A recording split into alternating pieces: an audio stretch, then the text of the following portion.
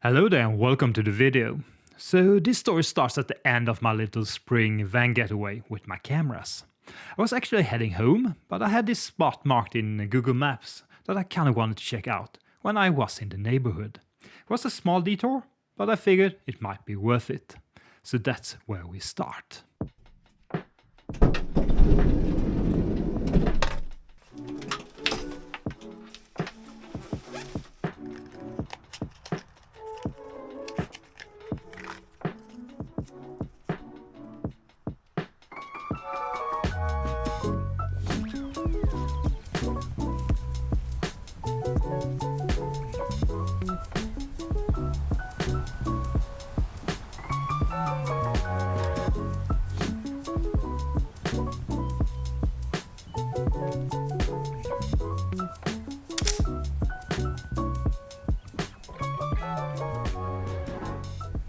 Really dark and moody, perhaps not what I was going for out in the field.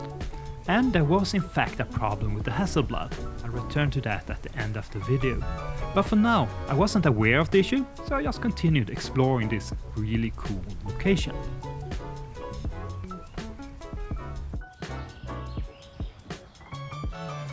This place is really truly special. It's crazy. It's a bit of a tourist attraction nowadays, but apparently it was some fellow that just collected all these old cars. It's basically a junkyard in the woodlands here.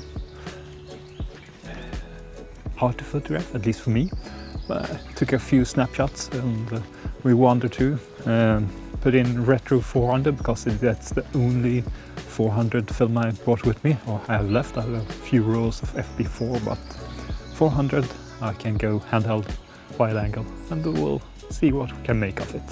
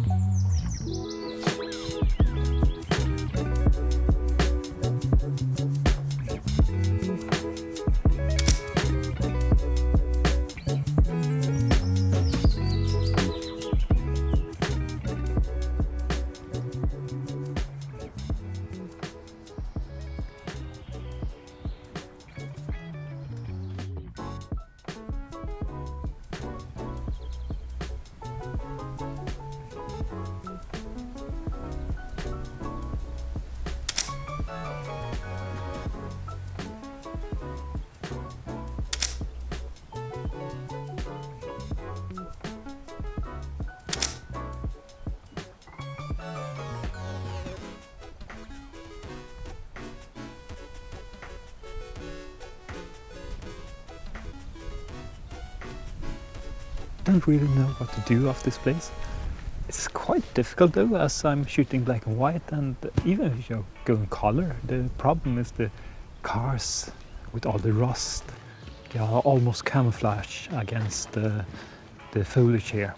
But it is cool. There was a plaque about the place. Apparently it's around 100 cars parked in the woodlands here.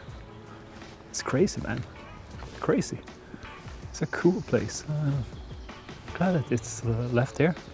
I mean, there's the environmental aspect of it, but yeah, interesting guy that lived here, collected all this stuff and just left them here in the woods.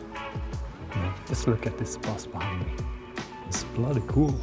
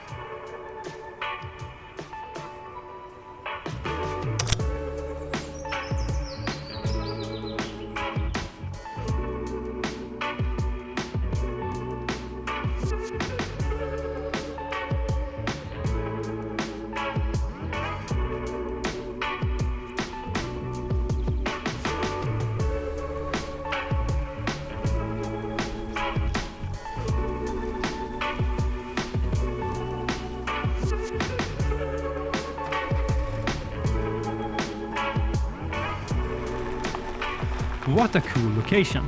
I finished off that roll in no time at all, and when I drove home I thought to myself, well, at least I finished the trip on a high. However, when I got home and had the film developed, I realized all the images were severely underexposed. Still, I do feel like the kind of work that the dark and moody look suited that location. And some of them look decent enough that I might even try and print them out in the darkroom. I suspect that will be a great challenge, and I might be grasping for something that isn't there. And the negatives were so thin that I started suspecting the camera might be at fault, and not just me messing up metering out on location. So I tried the camera at home, dry fired it a few times, and I realized it would only fire at a fairly fast shutter speed, regardless of setting, and that would explain the underexposed negatives. And I use a Hasselblad 2003 FCW, and that uses an electronically controlled focal plane shutter. So I figured I might just need to replace the battery. So I did that, and the problem persisted.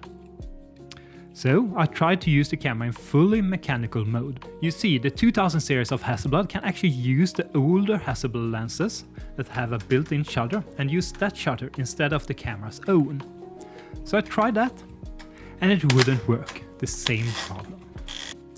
So I had a very expensive paperweight on my hands. Or so I thought. As a last little Hail Mary, I tried to remove the battery to force the camera into mechanical mode. And that worked.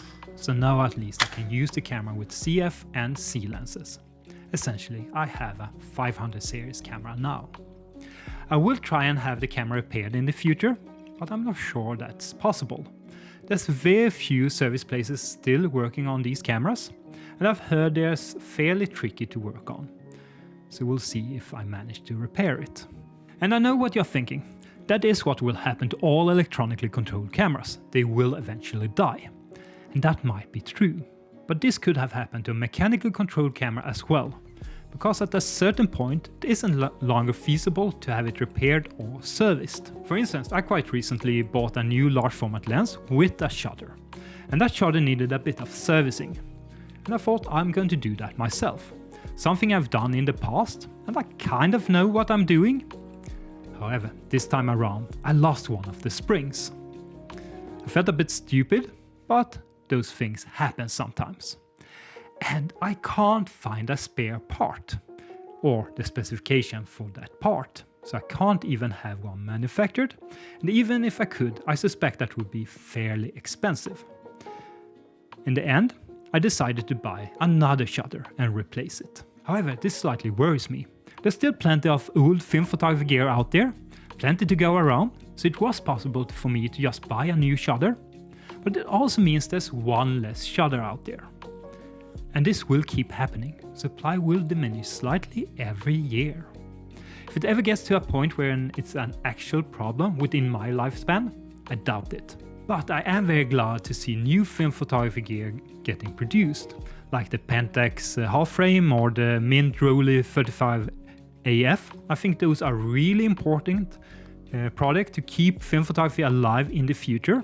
There's also plenty of large format manufacturers out there today, Ilford being the most famous one, and I heard they're actually trying to produce a new large format lens and shutter. Super exciting stuff. And I myself try and support it whenever I can. Last year I actually bought this camera in the background, the Under Aiken 4x10. I'll make a video about that in the future. But it's a beautiful camera and I'll look forward to using it. So there is still hope. The only thing we are still missing is a new medium format camera. So Hasselblad, if you are listening, you know what to do. With that said, thank you so much for watching. See you next time, take care and bye.